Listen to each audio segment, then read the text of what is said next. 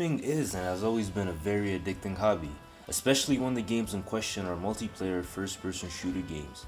There is nothing more satisfying than lining up a nasty headshot on an unsuspecting player, or getting multiple kills, or a quad.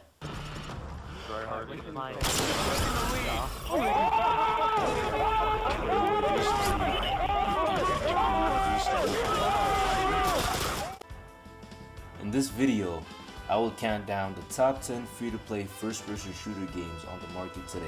That's right, you heard me correctly, I said free. All these top quality games are available to you today free of charge. I will provide the download link to them in the description below.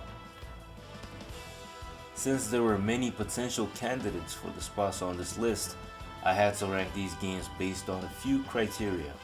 First of all, the games have to have a healthy player base and a low amount of hacking, which means games like combat arms cannot be included.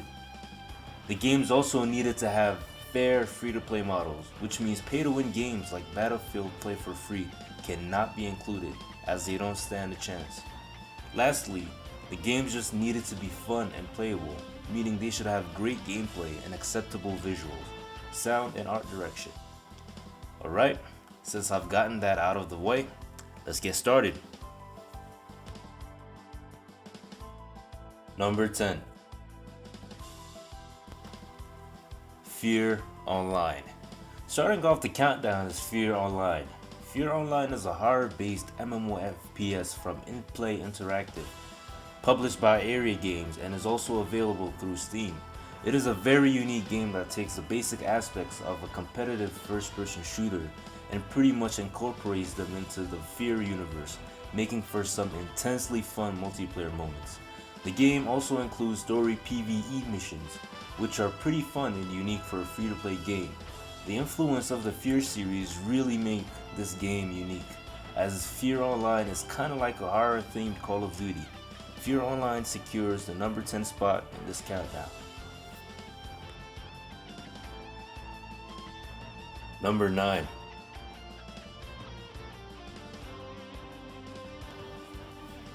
Neo Tokyo. What do you get when you take the tactical gameplay of Counter-Strike and introduce futuristic sci-fi elements to it? You get the wonderful Half-Life 2 Total Conversion mod, that is Neo Tokyo. Being in development since 2004 and finally releasing on Steam in 2014, Neo Tokyo puts you in control of cybernetically enhanced soldiers fighting through various objectives. The game takes inspiration from the Ghost in the Shell universe. The gameplay is very fun and tactical, and may take some getting used to at first. Because it is very tactical, it is a bit slower paced than most of its competition. Some people even argue that this game, at its best, is better than Counter-Strike itself. Why don't you be the judge? Give Neo Tokyo, ranked number 9 in this countdown, a well-deserved try. Number 8. Counter-Strike Nexon Zombies. Being the result of a collaboration between free-to-play juggernaut Nexon and Steam, it is no surprise that this game is very entertaining. The game is pretty much a free version of Counter-Strike 1.6, an already very popular game, but there's a twist. The addition of a new zombie mode that allows players to defend themselves against fast zombies in various modes really makes a difference. The game is very fun, and since it isn't graphically demanding, it will run pretty much on any modern system. It's pretty much the superb PvP of Counter-Strike 1.6 mixed with very fun new zombie PvP and PvE modes, all for free. What more could a FPS fan want? Counter-Strike shoots its way through this countdown at number 8.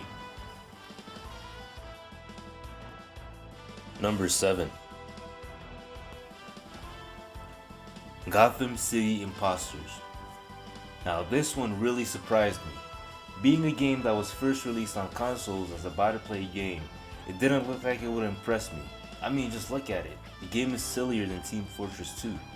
After downloading it and playing it for a couple of hours, I felt a bit fooled.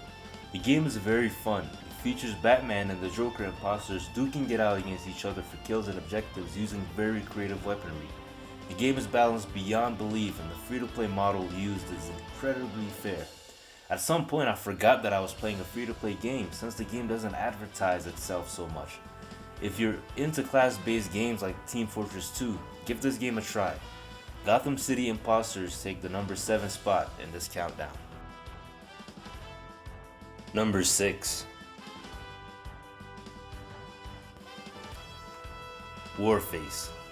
You know you've got yourself a good game when the developers of Crytek, decide to make a competitive free-to-play first-person shooter. Although at the time I'm making this video, Crytek is facing financial issues, the game is still being fully supported. Boasting some of the best graphics ever seen in a free-to-play game, the game really doesn't try to make itself different, and somehow that works. The game can even be called a generic competitive first-person shooter, but a really good one. The gameplay is fun and the game doesn't encourage running and gunning. If you're tired of the PvP, there is a great class-based PvE mode that takes players through various missions across the globe. Simplicity can sometimes be a good thing, and Warface, my number 6 game in this countdown, is proof of that. Number 5.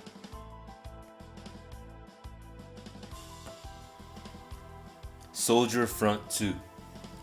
Unlike the previous game in this list, Soldier Front 2 is very fast paced. After playing it for some time, you just can't ignore the fact that the game mimics so many things from the very popular and sometimes infamous Call of Duty series. And I think the developers and publishers, Area Games, are aware of that. That's why the game feels like it is trying to innovate sometimes, especially with game modes like Hero Mode, which is basically a MOBA but with first-person shooter mechanics and soldiers. The gameplay is fast, responsive, and fluid, and the visuals are insanely good. Soldier Front innovates its way through the number 5 spot in my countdown. Number 4.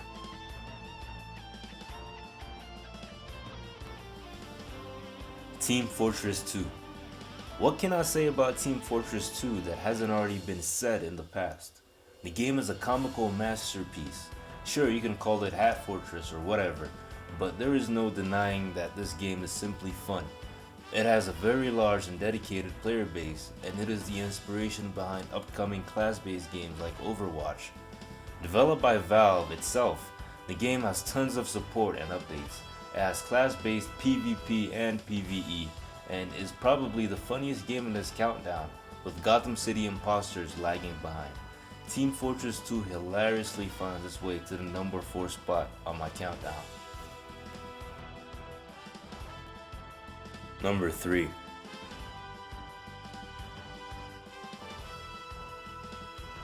Tribes Ascend. Developed by Iris Studios, Tribes Ascend is a very unique sci-fi first-person shooter where players are all equipped with jetpacks and the ability to ski on land. Along with the very large and beautiful maps, these factors ensure for some very exciting and insanely satisfying firefights. Nothing makes you want to scream Shazbot like one-hit killing an enemy player while flying in the air at 200 miles per hour. All of the weapons in the game are available to purchase without paying real money, even though that may take a while to accomplish. The concept of this game is very original, and its execution is nearly flawless. Tribes Ascend Shazbots its way onto this list as number 3. Number 2. Blacklight Retribution. I remember when Blacklight Retribution was first announced. It was one of the first free-to-play games for which the developers themselves promised to have buy-to-play quality content and visuals, along with a very fair free-to-play model.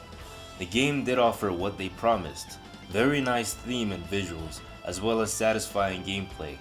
Blacklight also has a unique weapon crafting system, where every single part of the gun can be manually selected from a list of options, allowing for limitless possibilities in terms of weapon crafting. Even now, a couple of years after its release, Perfect World still manages to update this game with expansions, keeping it ever so fresh and fun.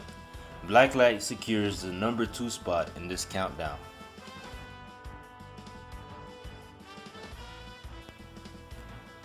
Now, before we reach number 1, here are some honorable mentions. These are games that were very good and competent, but still couldn't hold up to the ones in this list.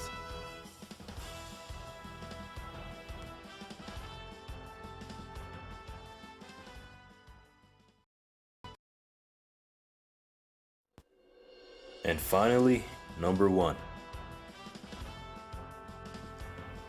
PlanetSide 2. Imagine a very large gaming server, populated with about 2,000 players. Now imagine a persistent world, with huge maps, land, countless weapons and vehicles. Imagine 3 factions trying to take control of this land. Divide those 2,000 players into the 3 factions and have them go to war with each other. This is pretty much the basic concept of PlanetSide 2.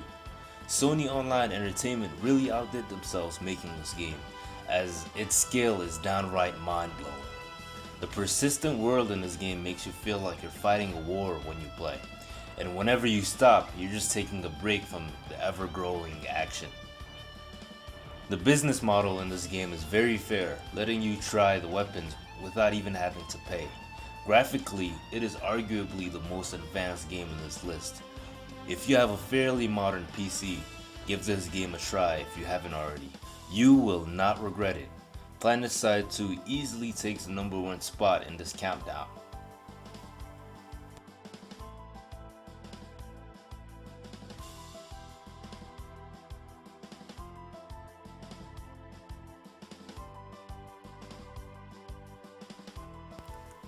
Alright fellas, what did you think of this list? Any suggestions or objections? Leave them in the comment section below. This is the 3rd time I'm making a top 10 first-person shooter games list, and it is interesting seeing so much evolution in the free-to-play genre. I kinda wonder what will come next. Maybe I should make a video about that. In the meantime, please like the video if you have enjoyed it, and subscribe for more